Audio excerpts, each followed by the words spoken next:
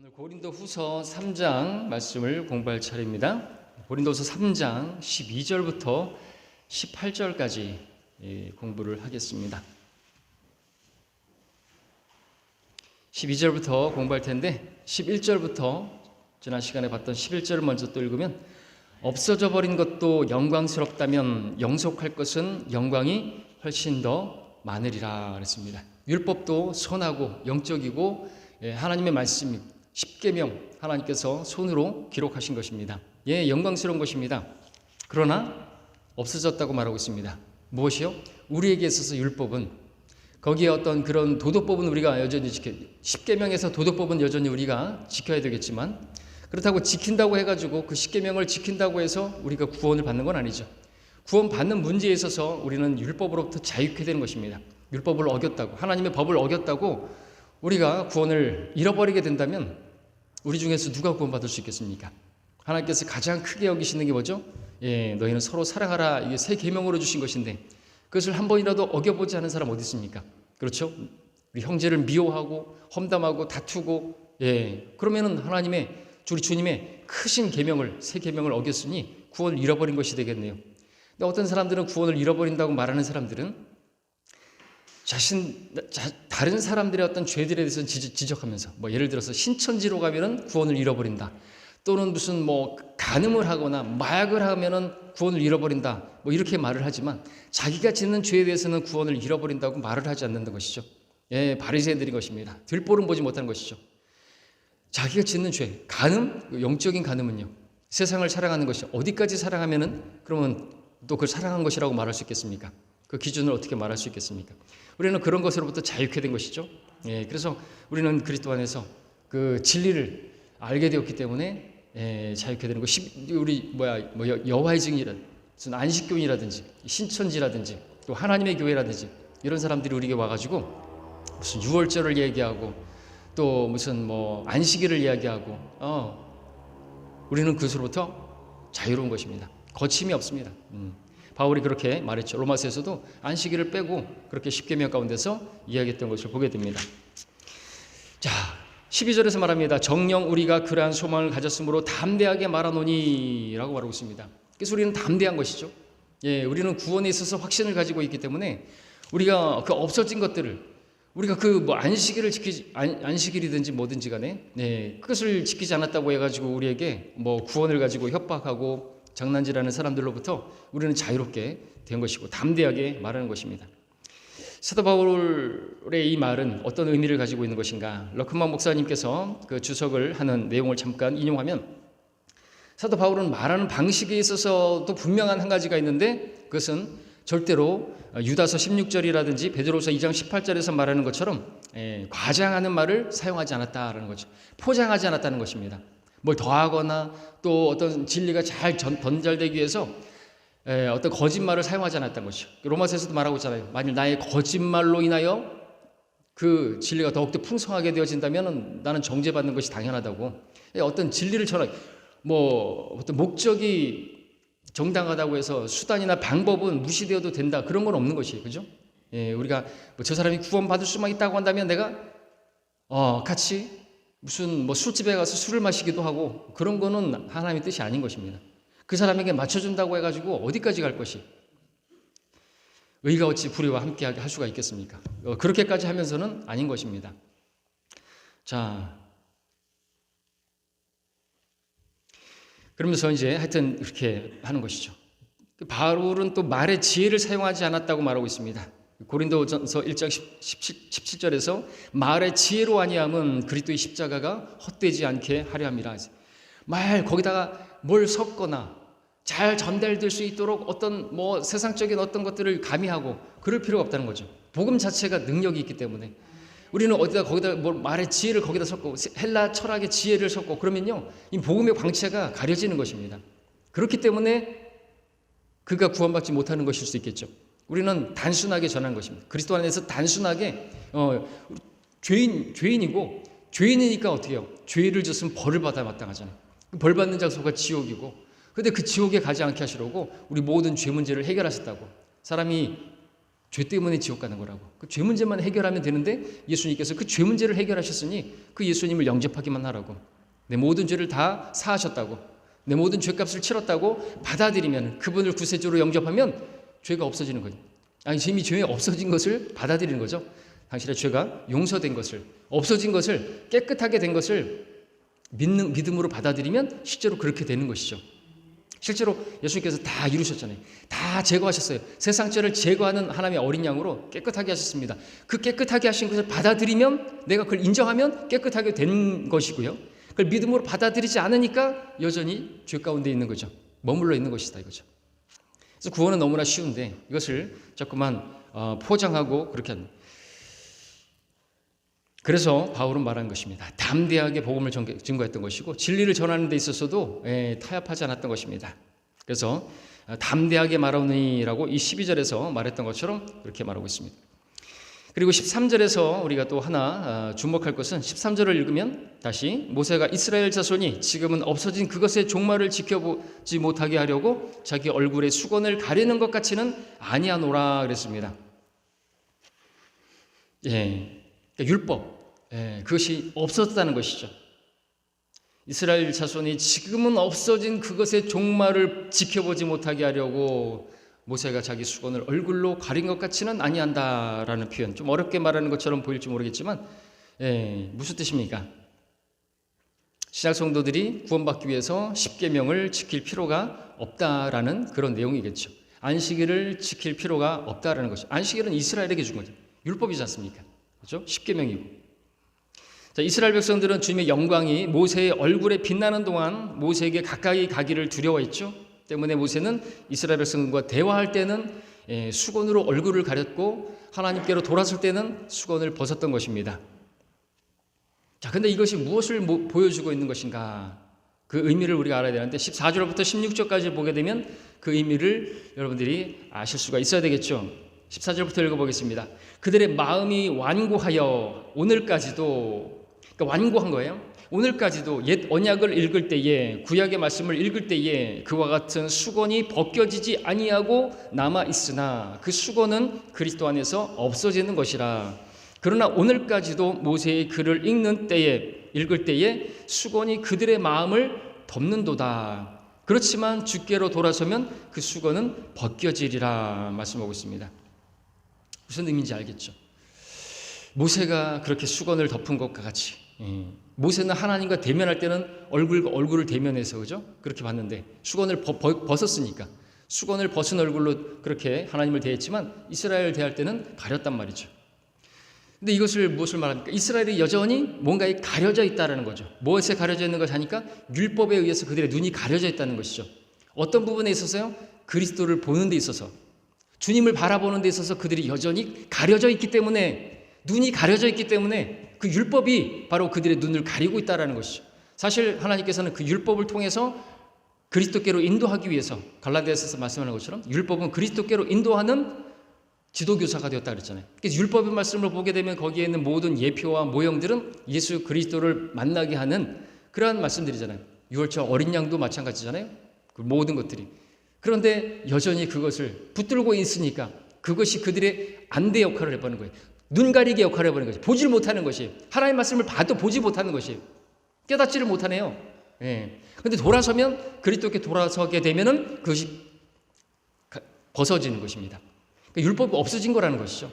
없어진 것을 근데 계속 끼고 있으면서, 그러면서 자기들은 본다고 말하는 거예요. 그들이 누구냐니까 이스라엘이라는 거죠. 여전히 율법을 지키면서 주께서 말씀하시죠. 수고하고 무거운 짐진 자들아 나에게 오라. 내가 너에게 쉼을 주겠다. 그들은 그 율법에다가 또 장로들의 전통, 그 사람들의 전통 계명들을 막 얼마나 무거워요. 그런 것들을 지고 있단 말이죠. 그런 것들이 지금 눈을 가리고 있는 수건과 같은 역할을 하고 있다라고 하는 것입니다. 지금 뭐 하나님의 교회라든지, 그죠? 장길자 교회, 새언약 교회, 안식일 교회, 신천지 다 마찬가지입니다. 여호와의 증인들 다 눈이 가려져 있는 것이죠. 그들은 그러므로 그리스도를 보지 못하는 것입니다. 예수님께서 자신의 유일한 구원자라는 사실을 오직 믿음으로 말미암아 은혜로 구원받는 것을 그들은 인정하지 않는 거죠. 구원받지 않았다고 말할 수밖에 없는 것입니다. 실제로 구원받지 못한 것이. 예수님을 영접했다고 한다면 그 뭐죠? 유일한 구원자로 영접하는 거잖아요. 예수님이 아니고서는 나는 구원받을 수 없다고 그렇게 인정한 거 아닙니까? 자, 때문에 지금도 그들은 옛 언약을 읽을 때 눈이 가려져 있는 것입니다. 수건이 벗겨지지 않고 남아있기 때문에 그걸 읽어도 눈이 멀어 있는 것이죠. 그래서 그들은 락카 목사님이 쓰기를 이사야서 53장을 지금도 읽을 때, 우리 이사야서 53장은 뭡니까? 바로 우리 주 예수 그리스도의 그 십자가, 우리의 범죄함으로 인하여 그가 찔림을 당하시고 그가 쭉 이야기 나오는 것들이 그걸 읽을 때 단지 이스라엘에 관한 이야기로 그렇게 생각하고, 심지어 시편 22편을 읽을 때도 단지 다윗에 관한 이야기 정도로 읽을 수밖에 없는 거죠. 눈을 못 뜨는 것입니다. 아니 어찌 22편을 읽는데, 어찌 이사야서 53장을 읽는데 그 도살당할 양이 바로 예수 그리스도이신 것을 알아보지 못하는 것인가요? 철저하게 눈이 가려진 것이죠. 마찬가지입니다. 저 믿지 않는 사람들도 뭐에 눈이 가려져 있어요. 그죠? 눈이 가려져 있어요. 그래서 그리스도를 보지 못하는 것이죠. 근데 그 눈을 가리는 자가 믿지 않는 자들에 대해서는 누군가니까 마귀라고 하죠. 이 세상 신이 그들의 눈을 가린 것이, 복음의 광채가 그들에게 비치지 못하도록 그들을 가리고 있기 때문에 그 영적인 문제인 거죠. 그래서 우리가 기도해야 되는 것입니다.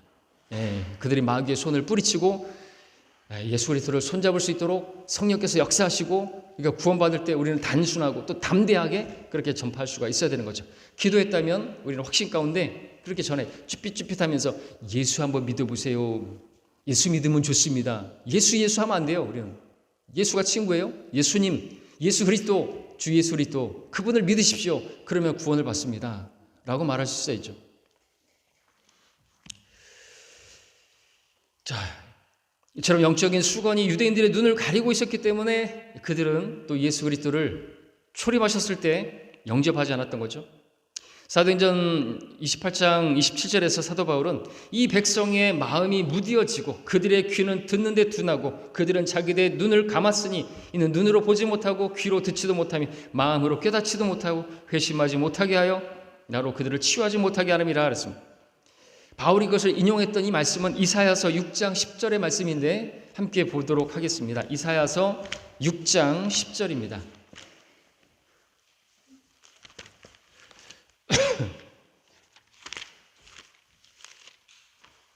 이사야서 6장 10절에 인용된 말씀, 우리 주님께서도 인용하셨는데,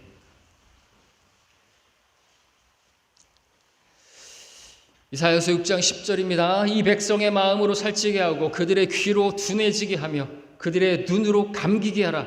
그리하여 그들의 눈으로 보지도 못하고 귀로 듣지도 못하며 마음으로 깨닫지도 못하고 회심하지도 못하고 치유받지도 못하게 하라 하셨더라.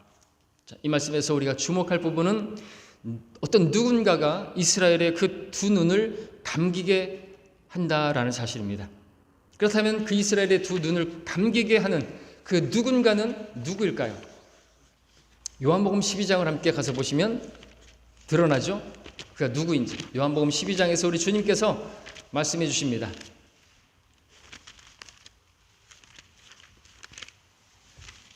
(12장) 40절.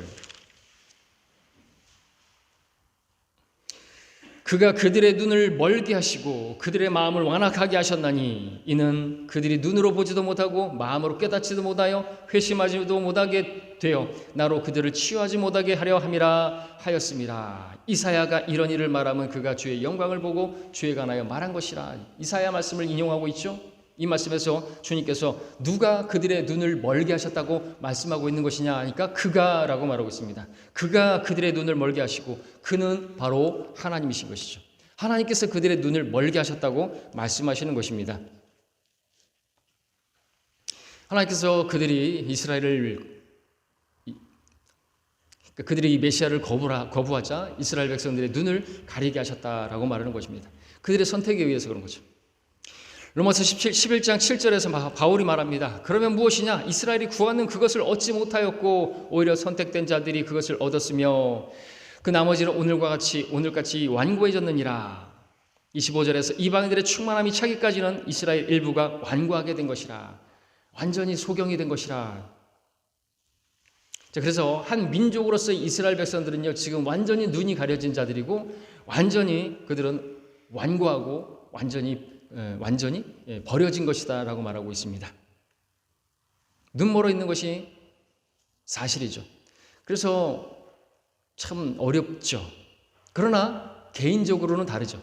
개인적으로 예수 그리스도를 영접하는 사람들은 있습니다. 유대인들 중에서. 그렇죠? 우리 책들 중에서도 가지고 있는 책들 중에서도 유대인이 기록한 그렇게 쓴 책도 있지 않습니까? 누구든지 개인적으로 누구나 유대인이든 이방인이든 그를 영접하는 사람들에게는 하나님의 아들들이 되는 권세를 주셨습니다. 차별이 없습니다. 유대인이나 헬라인이나 차별이 없죠. 누구든지 자신을 그 마음을 주님께로 돌이키게 되면요, 수건은 벗겨지는 것이라고 말하는 거죠. 수건 눈이 벗겨진 사람들이 곧 예수 그리스도를 알아보는 것이죠. 사도 바울도 유대인이었습니까? 맞습니다. 히브리언이었죠. 그렇게 그리스도를 대적하고 그랬던 그가 주님을 알아보게 되었을 때 어떻게 됐죠? 눈에서 비늘 같은 것이 떨어졌습니다. 그 눈을 가리고 있던 것이 벗겨졌습니다. 그래서 주여라고 부르게 되었죠. 자, 그와 같이 그들은 여전히 비늘이 벗겨진, 그 비늘이 그렇게 끼어 있는 것 같은, 수건이 그렇게 그들을 감싸고 있는 것 같은 그런 상태에 이스라엘이 있는 것입니다. 완고한 것이죠. 그래서 우리가 이해는 안 되지만 그들은 예수님을 아주 혐오하고 저주하고 아주 말에 입에 담기도 어려운 그런 욕을 하면서 예수를 갖다가 예수라고 하면서 예수 그러면서 하여튼 그런 이상한 말까지 하는 거죠. 우리가 이방인들이 말하는 것처럼 하여튼 그런 아주 심한 말을 하는 것들을 이렇게 봤습니다. 자, 구원받은 유대인이 구약에 걸쳐서 예언과 예표를 통해서 그리스도를 분명히 발견할 수 있는데도 불구하고 참 안타까운 현실이 있습니다. 왜 그런 일이 벌어지는 것인가 하면요, 그들의 마음의 문제죠.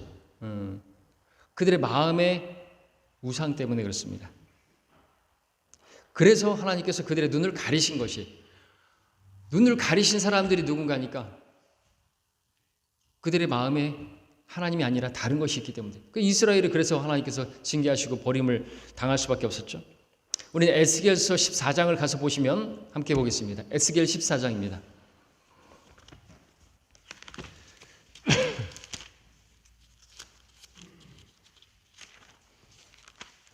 에스겔서 14장 3절 4절을 읽겠습니다.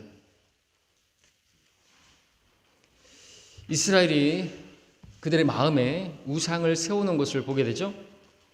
3절 4절에 2절에서 주의 말씀이 내게 임하여 말씀하시니라. 인자야, 이 사람들은 자기들의 마음속에 자기들의 우상들을 세워놓고 그들의 얼굴 앞에 그들의 죄악의 방해물을 놓았으니 그들로 내게 조금이라도 묻게 하랴. 그러므로 그들에게 고하고 그들에게 말하라. 주 하나님이 이같이 말하노라. 자기 마음속에 자기 우상들을 세우고 자기 얼굴 앞에 자기의 죄악의 방해물을 놓고 선지자에게 나오는 이스라엘 집의 각 사람에게 나 주가 그의 우상의 많음을 따라 나오는 그에게 응답하리니 라고 말씀하고 있습니다. 우상이 많음을 따라 나오는 그에게 응답한다. 하나님께서 선지자들을 속이시겠다는 말씀이죠. 엉터리 그러한 응답을 주어서 그들을 심판하겠다라는 그런 말씀인 것입니다. 내려와서 9절을 보시면 만일 선지자가 속아서 어떤 일을 말하였다면 나 주가 그 선지자를 속인 것이니 내가 내 손을 그에게 펴서 내 백성 이스라엘 가운데로부터 그를 멸할 것이라 말씀하고 있습니다. 하나님의 응답은 선지자를 통해서 그를 속일 것이다 라는 것이죠. 그 일을 하시는 분이 누구신가 하니까 다름이 아니라 여호와 하나님이시다 라는 거죠. 하나님께서 이렇게 속이시는 분이시라는 사실을 많은 사람들이 모르고 있는 것이죠.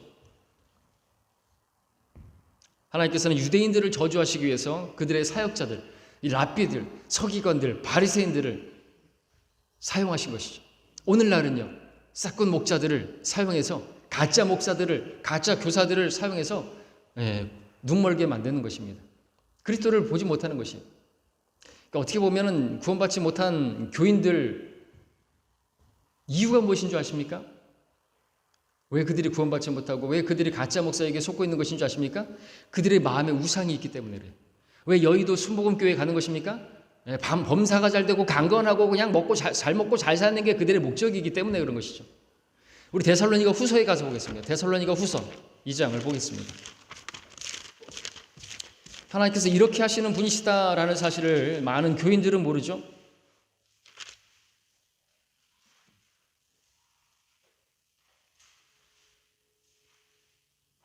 11절 2장 11절 12절을 보겠습니다.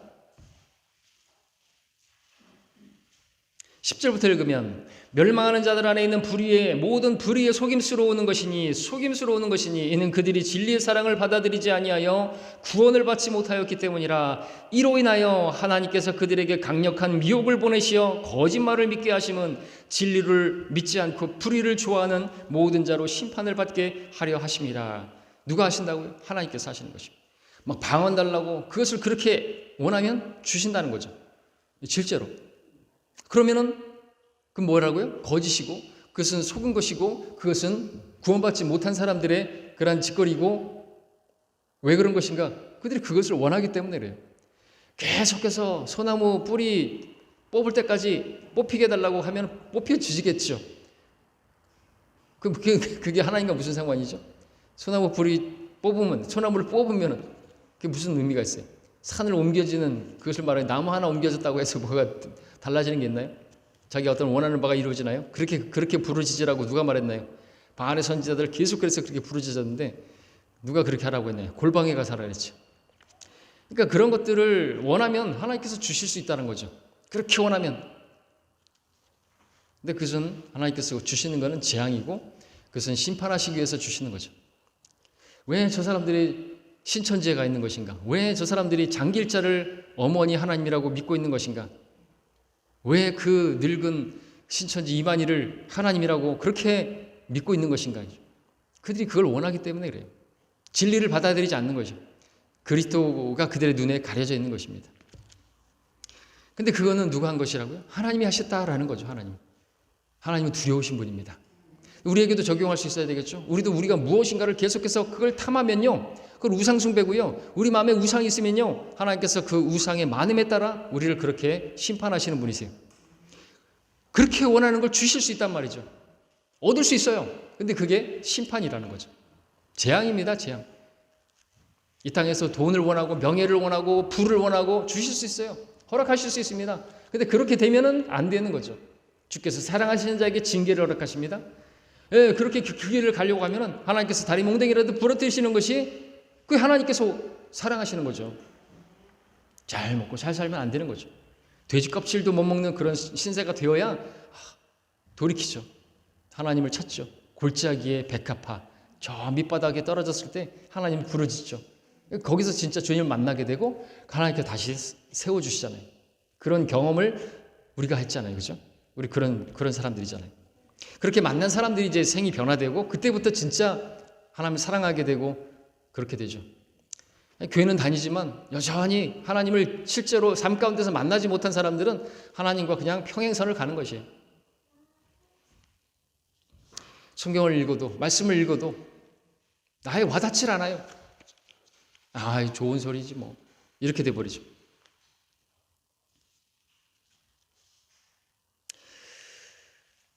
자, 주님께서 이렇게 하시는 이유, 그들이 우상을 섬김으로써, 에스겔서 14장 제가 아까 읽지 않았던 5절에 보면은 이는 그들의 우상으로 인하여 모두 나를 배반하였기 때문에 내가 그들 자신의 마음에 있는 이스라엘 집을 취하려 함이라 말씀하고 있습니다.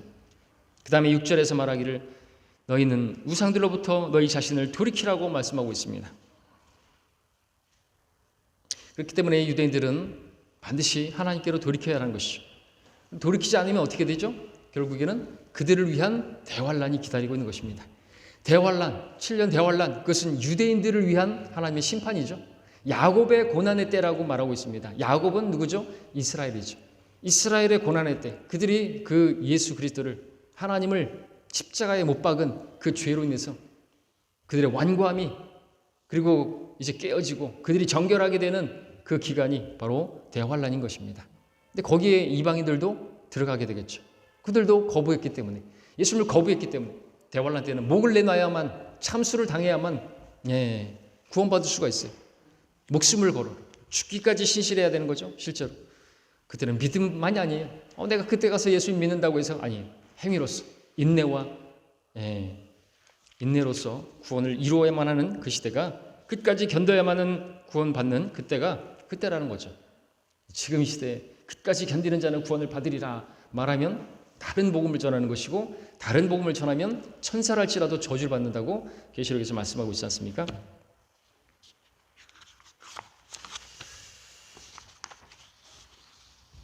자, 이제 우리 다시 고린도 후서로 가서 보겠습니다. 고린도 후서 3장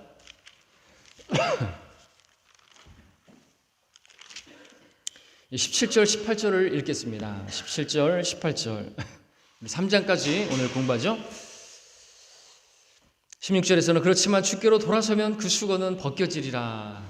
여러분들도 이런 경험을 한 적 있습니까? 와, 그전에는 정말 이렇게 뭐에 씌어서 살았잖아요. 그죠?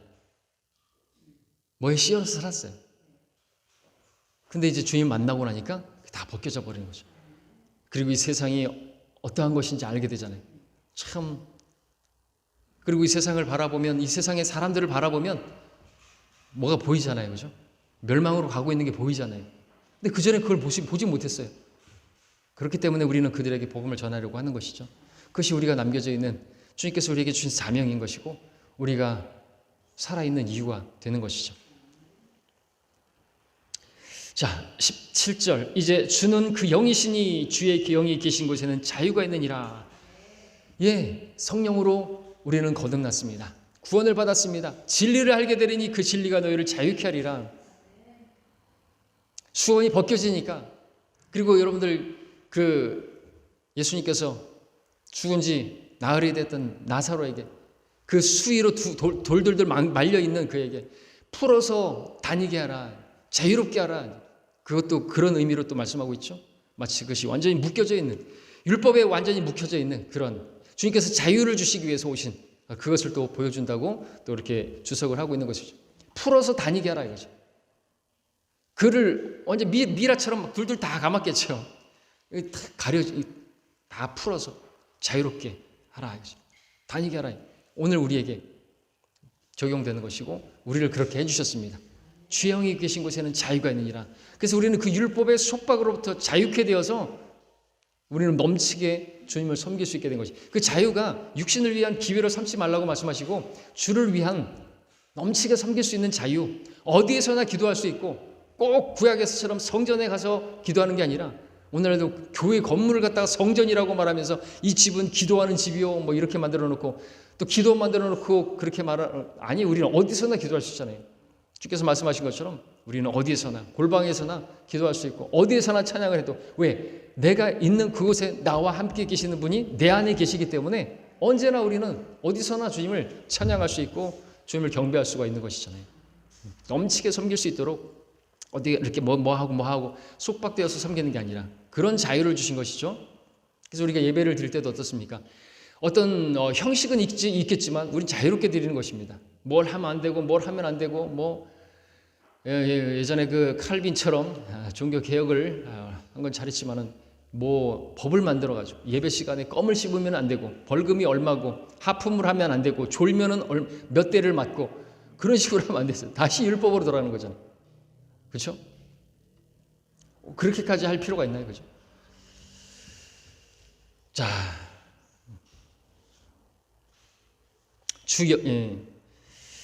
그렇지만 이제 주는 그 영이시니 주의 영이 계신 곳에는 자유가 있느니라. 그 영은 주신이라고 말하고 있습니다. 우리 안에 계신 성령님은 주님이시죠. 삼위일체 하나님이시죠. 주님을 영접하지 않고서는 주의 영을 소유할 수가 없는 것입니다. 그러니까 주님을 영접했다고 한다면 주의 영을 영접한 것이고 성령이 계신 것이죠. 주님 영접하는 것 따로, 성령님을 영접하는 것 따로, 그런 거 없습니다. 이만희는 자기가 성령이라고, 보혜사라고 헛소리 하는데, 개혁성경에 보혜사라고 이렇게 해놓으니까는 무슨 절 이름 같은 것이 어떤 성령 외에, 그리스도 영 외에 어떤 다른 특별한 어떤 영인 줄 알고 그렇게 속고 있는데, 착각하고 있는데, 그리스도 영이 성령이시고 하나님의 영이 성령이시고, 왜? 이분은 한 하나님이시기 때문에 그렇죠. 삼위일체이시기 때문에 그렇죠. 그러니까 성령이 따로 받고 또 주님을 영접하는 것 따로 없습니다. 구원받을 때 성령님을 받은 것이죠. 그리고 성령 안에서 우리는 의와 화평과 기쁨을 누리는 것입니다. 먹고 마시는 것이 아니고, 또 무엇은 먹고 무엇은 마시지 말아야 되고 무엇은 먹지, 뭐 그런 율법의 조항들, 그런 것들을 우리가 뭐 필요 없습니다. 우린 삼겹살도 먹죠. 어제도 삼겹살을 먹었습니다. 너무 맛있는 것을 먹게 해주셔서 감사하죠. 유대인으로 태어나지 않은 것에, 그리고 그 눈이 벗겨져서 그렇게 우리가 뭐 소라도 먹고 추어탕도 먹고 너무나 감사한 것이죠.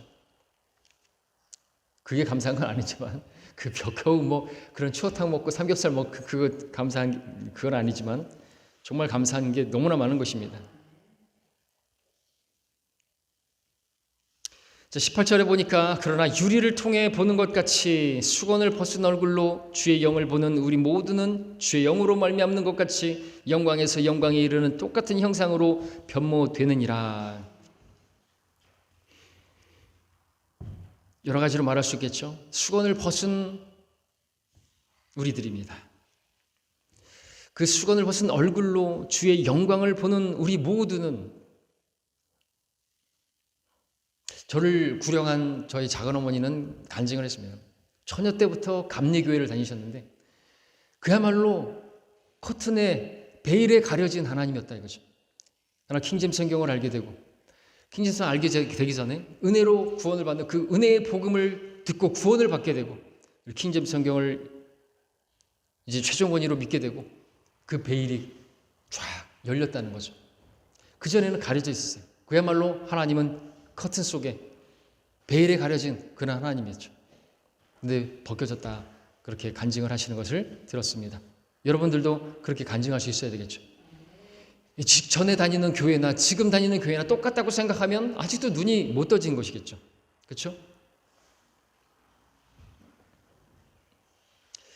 자, 그런데 그렇게 된 우리들이 이제는 실제로 그분을 얼굴과 얼굴을 대면하여, 고린도전서에서 바울이 말했던 것처럼 우리가 그분 그대로 또 그분 얼굴과 얼굴을 마주하고 대하게 될 것이다 이거죠. 지금은 또 부분적으로 하는 어떤 부분들이 있을 수 있겠지만, 우리가 다 안다고 말할 수 없겠지만, 우리가 그때는 알려진 것처럼 알게 될 것이라고 말하고 있지 않습니까? 그렇죠? 럭커 목사님도 정말 성경 다 아시는 것 같지만 모르는 건 모른다고 그렇게 말하죠. 멜키세덱에 관해서도 이렇게 저렇게 말을 하시지만, 우리 히브리서 말씀 공부할 때 답은 뭐예요? 그분의 솔직한 답은 나는 모른다. 왜? 우리는 다 할 수는 없어요. 솔로몬이 예술이 또 예표가 되는 인물이었죠. 초기에는 모든 지혜에 있어서. 근데 그 시바 여왕이 듣기로는 정말 뭐 그렇게 지혜롭다고 하는데, 한번 내가 가서 만나보자.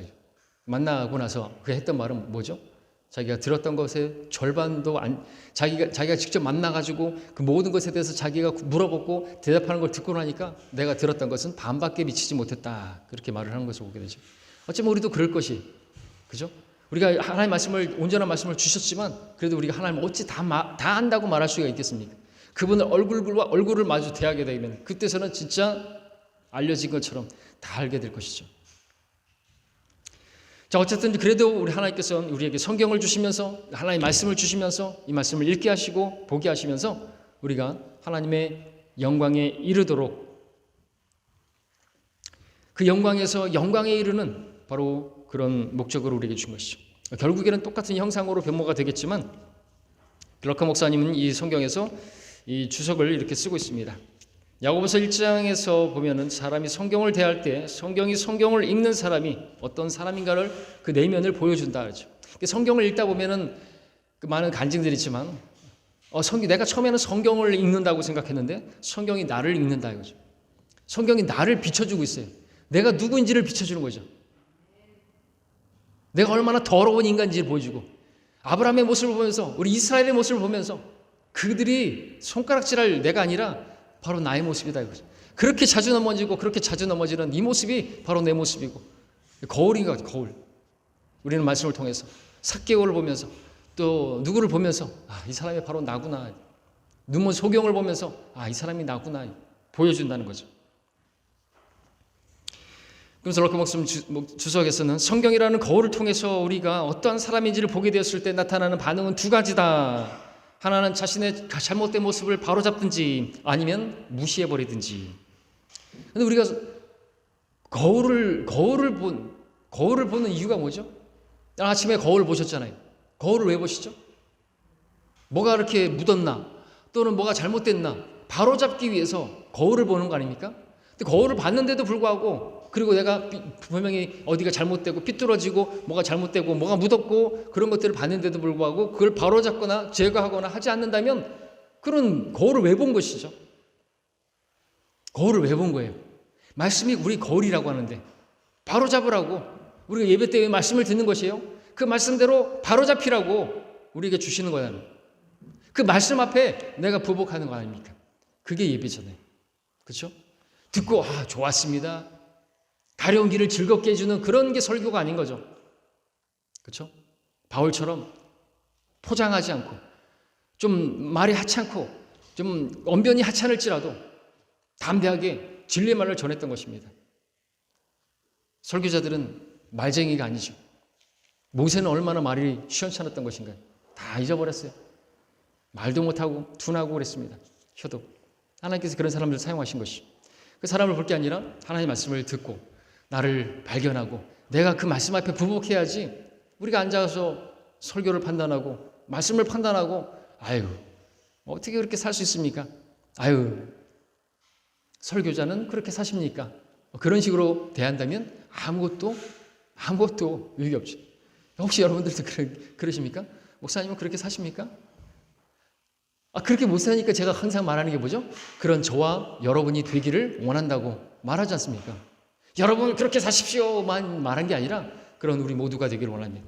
그런 저와 여러분이 되길 바랍니다. 그렇게 저를 빼놓지 않고 말하잖아요. 근데 목사님부터 그렇게 사시죠. 이러면 안 된다는 거죠. 살아봐라. 젊은 목사. 여러분들 그 미국의 젊은 목사들은 아주 젊은 어린 목사들은 미국 사람들 그대로 받아들이는 거예요. 아멘하고 받아들이는 거죠. 근데 우리나라 사람들 아주 젊은 목사 뭘 어떻게 말하죠? 인생 더 살아봐라. 그렇게 되나? 결혼해봐라. 결혼 안 한 목사가 목사하고 있으면 안 되겠지만.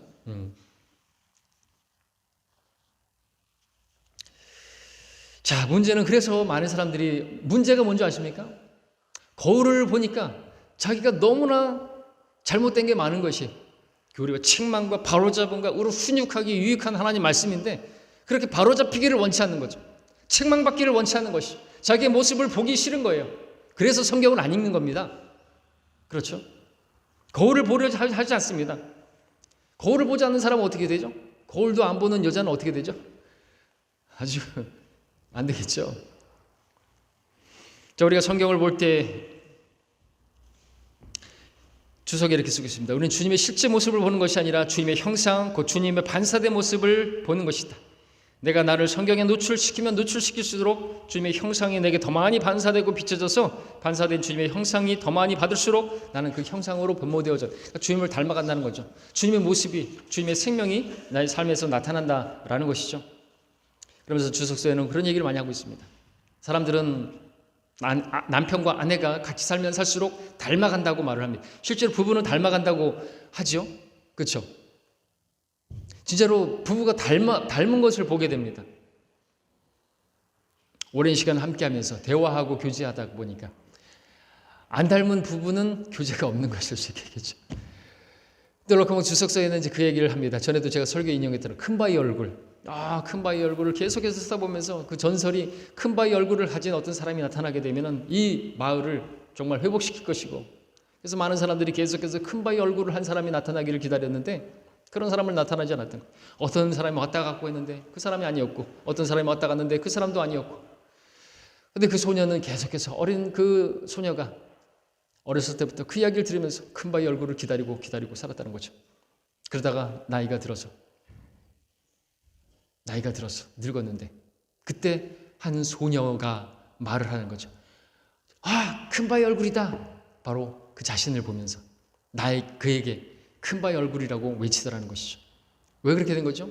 어려서부터 계속해서 그 큰바위 얼굴을 보면서 기다렸더니 자신에게서 그 큰바위 얼굴을 자기 얼굴이 그렇게 바뀌는 거죠. 우리 하나님의 말씀을 계속해서 대하면 대할수록 어떻게 됩니까? 하나님 말씀에 하나님과 같이 하나님처럼, 그렇죠? 그렇게 변모가 되어지는 것이죠. 하나님의 모습이 나타나는 거죠. 성령의 열매가 맺혀지는 것이죠. 많이 멀었지만 결국에는 우리가 정말 예수 그리스도와 동일하게 되겠지만 그렇게 가까워져 가고 닮아가는 것이 이 땅의 우리의 숙제인 것입니다. 구원 받은 것이 다가 아니라는 거죠. 구원파처럼 구원이 다가 아니에요.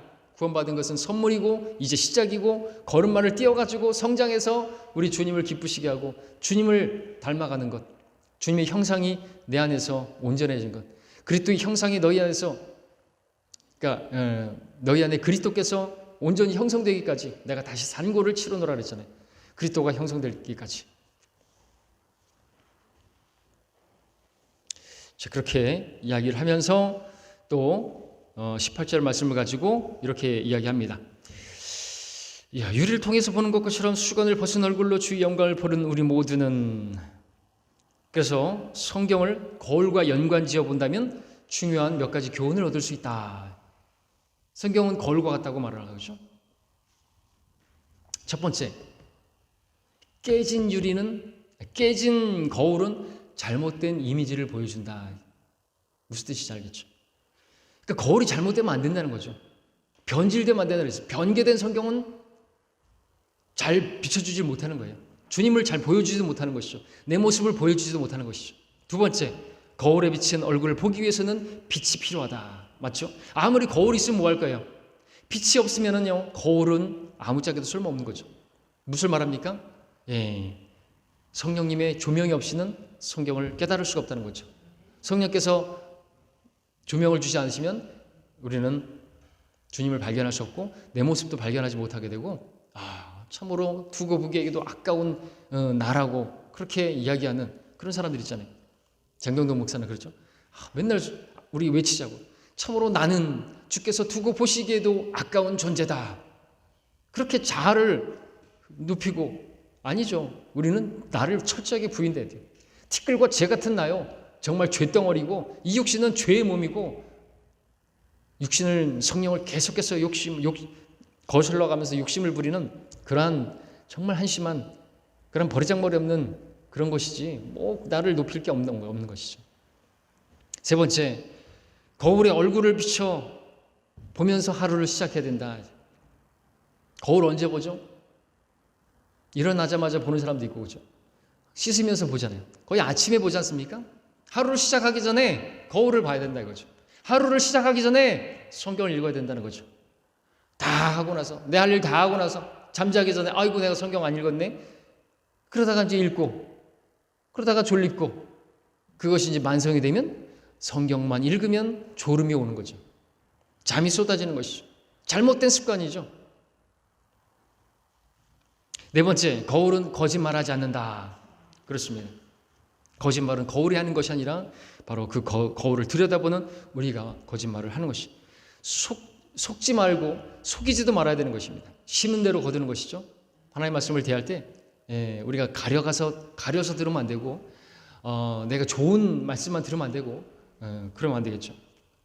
또 다섯 번째, 사진은 과거를 보여주지만 거울은 항상 현재의 모습을 보여준다. 사진 속에 비친 내 모습은 참 멋지잖아요, 그죠? 과거에. 그리고 그 사진은 참 좋은 멋진 포즈를 취하고 난 대단한 것처럼 보입니다. 근데 착각하지 말아야 되겠죠. 현재의 모습을 볼 수가 있어야 되는 것입니다. 그리스도인들은 과거를 회상하지 말고 현재를 항상 유지해야죠. 우리 주님은 과거의 하나님이 아니라 미래의 하나님이 아니라 I am at that I am이니까 현재의 시제, 항상 현재로 계신 하나님이시니까 항상 내 모습도 현재의 모습을 깨끗하고 바로잡고 그렇게 해야 된다. 여섯 번째는 거울이 아무리 좋고 아무리 많다 할지라도 그것을 들여다보지 않는다면 역시나 아무짝에도 쓸모없다.